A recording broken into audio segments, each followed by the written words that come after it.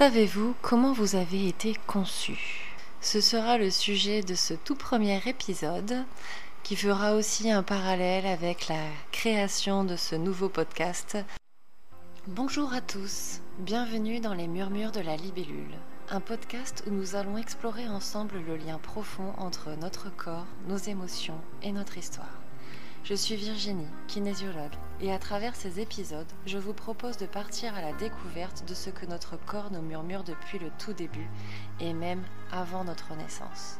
Car oui, notre histoire commence bien avant notre premier souffle.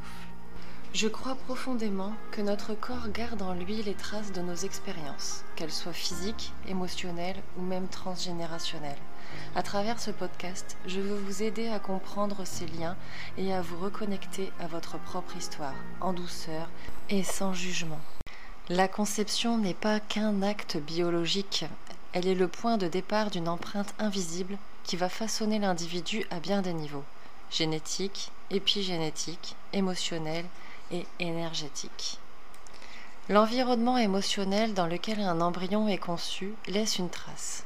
Selon les recherches en psychologie prénatale, les émotions vécues par les parents au moment de la conception peuvent influencer l'attachement, la sécurité intérieure et même certaines tendances comportementales de l'enfant. Une conception dans un climat d'amour et de désir favorise une sécurité affective future. A l'inverse, une conception accidentelle, sous stress ou dans un contexte conflictuel peut engendrer un sentiment inconscient de rejet ou d'insécurité. Les neurosciences affectives montrent que le stress parental peut activer certaines réponses hormonales qui impactent l'embryon dès les premières divisions cellulaires. Aujourd'hui, nous savons grâce à l'épigénétique que l'ADN n'est pas une fatalité. L'épigénétique prouve que nos gènes sont modulables en fonction des influences extérieures. L'environnement parental, au moment de la conception, peut allumer ou éteindre certains gènes. Un stress chronique chez les parents peut activer des gènes liés à l'anxiété et à l'hypervigilance chez l'enfant. Une alimentation inflammatoire ou déséquilibrée peut impacter la qualité de l'ADN transmis. Des expositions aux toxines, pollutions, pesticides, tabac, alcool peuvent modifier l'expression des gènes liés à l'immunité ou au développement neurologique. Une bonne hygiène de vie avant la conception joue donc un rôle clé dans la santé du futur bébé. On dit que l'arrivée d'un enfant se prépare 9 mois avant la conception. Bien sûr, tout ce que je viens d'expliquer peut faire émerger des questions. Peut-être que vous vous dites « et si ma conception ne s'était pas passée dans les meilleures conditions ? Et si j'ai moi-même conçu un enfant dans un moment difficile de ma vie ?» Et c'est là que j'aimerais vous rassurer. Rien n'est figé. Notre histoire de départ ne nous condamne pas. Elle nous donne juste des pistes pour mieux nous comprendre. Notre corps est en constante évolution, nos cellules se renouvellent, notre cerveau s'adapte, nos émotions se transforment. Ce qui compte, ce n'est pas tant d'où l'on vient, mais ce qu'on en fait aujourd'hui. En kinésiologie, on observe souvent que certaines difficultés émotionnelles ou physiques trouvent leur origine dès cette étape précoce. Un enfant conçu dans l'inattendu peut développer une sensation inconsciente de ne pas avoir sa place. A l'inverse, une conception désirée, avec amour, apporte une sécurité intérieure profonde. Mais rien n'est figé. Comprendre ces empreintes, c'est déjà un pas vers la libération.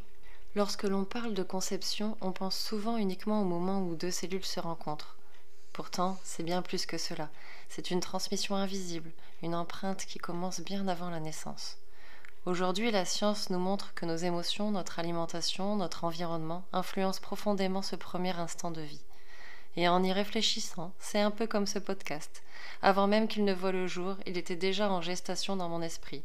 Il était nourri par mes expériences, par mes recherches, par mes prises de conscience. Son intention était là, bien avant son premier épisode.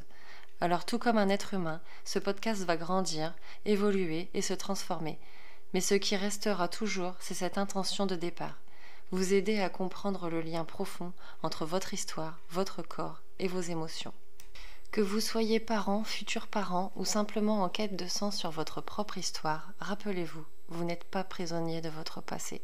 Ce qui compte, c'est ce que vous choisissez de faire aujourd'hui. Dans le prochain épisode, nous parlerons de la grossesse et des empreintes émotionnelles qu'elle peut laisser en nous.